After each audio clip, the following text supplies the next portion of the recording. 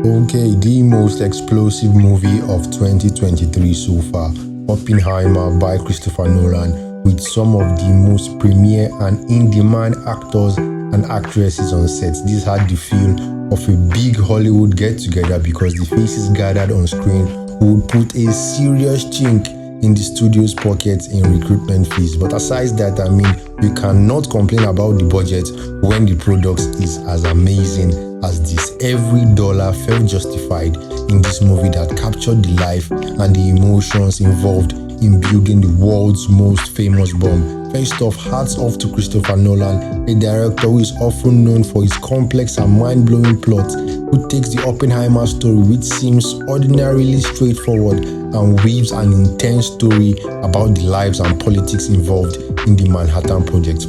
Prior to this movie, popular thoughts could have been that Oppenheimer just sat down in a room, wrote the formulas and theories, and then built the bomb. But watching this, you see that despite having the big picture, the minute details eluded him on multiple counts. The recruitment of some of the brightest minds of the time should have solved that easily, but then you have to take into account the personalities, temperaments, moral and political leanings of these scientists and realize that you're just putting sparks into a tinderbox. Scientists with their varying thoughts and opinions are first excited about the possibility of doing something extraordinary with atoms and chemical compounds, and in this excitement they forget or ignore that they are rapidly hurtling towards the acceleration of man's destruction. At first, the atomic bomb is just a theory, a formula that cannot be solved by a single strike, so the big brains gather together and fire at it continuously until their ideas merge into one big conclusion. But the closer they get to their goal, the more they realize the ramifications of this invention in the modern world. A bomb to stop a war, yes, and fine in theory, but the reality of dropping that bomb is where motivation gets jittery. Fortunately or unfortunately, the scientists were not recruited for their thoughts on government policy, and so after building the bomb, they have no say on what is being done with it. Oppenheimer is the man on the cross choosing to headline the project and take the fall in the event of diverging belief. Christopher Nolan, hats off to you once again, because this is often typical of your movies, but every time I watch a new one, I still get amazed by the sequence and peak of your movies. Most movies build up and peak by the middle before slowly descending to its ending, but this movie somehow manages to make the explosion of the atomic bomb pale in comparison to the event of Oppenheimer's trial. Down to characters and casting, we begin with Emily Blunt, who at the beginning of the movie down to the middle had little screen time as expected, but not enough presence or impact on the movie. But after the atomic bomb, she takes a hold of the script and begins to exert much influence and presence in the movie. Despite Oppenheimer's philandering ways, she remains steadfast to him and iron-willed in her loyalty to her husband. She is the one who inspires and encourages Oppenheimer to fight the case, even though he has no chance of winning, as well as pointing out Strauss's betrayal of Oppenheimer as revenge for his disgrace at the Senate hearing. Now to Cillian Murphy, what more can we say? You've seen the edits, the cuts, and most of his movies. Once again, yet another stellar display in this movie. Hard-nosed, brilliant scientist with a touch of wandering eyes. Unexpected but useful chink in the hubris of the world's most famous scientist in a time when Einstein lived. Brilliant performance again with the mannerisms, charisma, and the look of a man who set the world on fire. Now Robert Downey Jr., I can see why he said he's relieved to be acting again. The Marvel movies might have made him bank and boosted him to superstar actor levels, but they did not let him show his range as an actor. Oppenheimer was just the perfect movie to do that, and he did that with an explosive performance as Dr. Strauss.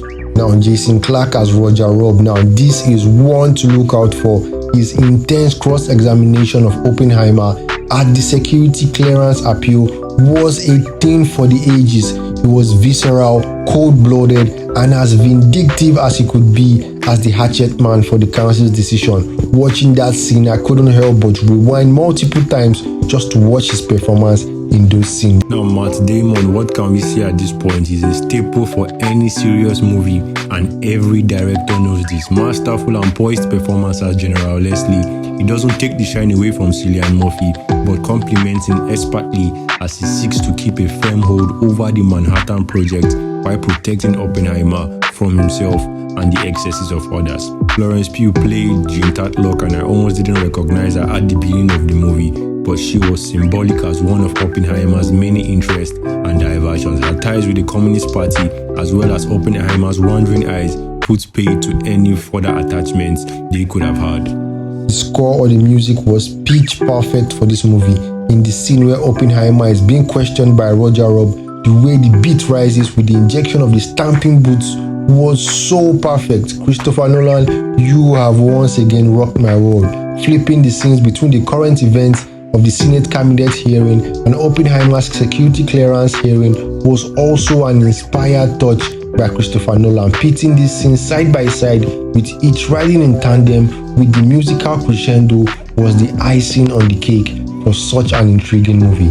Having the black and white theme for the Strauss cabinet hearing scenes also helped present the events as a documentary as well as a movie. Oppenheimer's refusal to fight the case at his security clearance hearing might have been annoying or irksome to watch, but it helped him reveal all his enemies in one strike and find clarity at the end of the movie. The way the explosions were directed, as well as the regular intervals of blazes and sparks to represent Oppenheimer's thoughts, were also pitch perfect. The deafening silence accompanied by blinding white light following the bomb test might just end up being some of Christopher Nolan's best work. The only gripe I have with this movie was Edward Teller's accent. It sounded quite forced and unnatural and was quite jarring to listen to. His voice might have been the only odd thing sticking out from this movie. Aside that, this was a masterpiece in every form, and it is no surprise to see the public reception and the awards nominations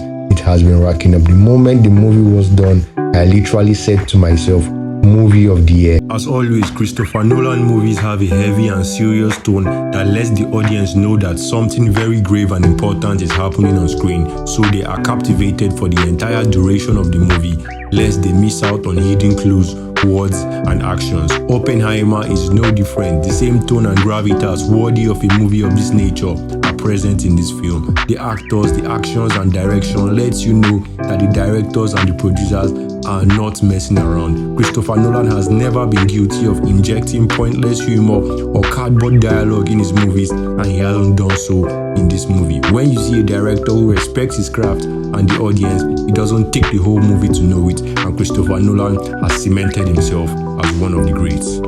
And that's a wrap on the Oppenheimer review for today. For other movie reviews, you can check out the playlist tab on my channel, scroll down to movie reviews, and click on whichever you want to see. This is still the Bootleg God on the Bootleg Corner. Keep it locked in.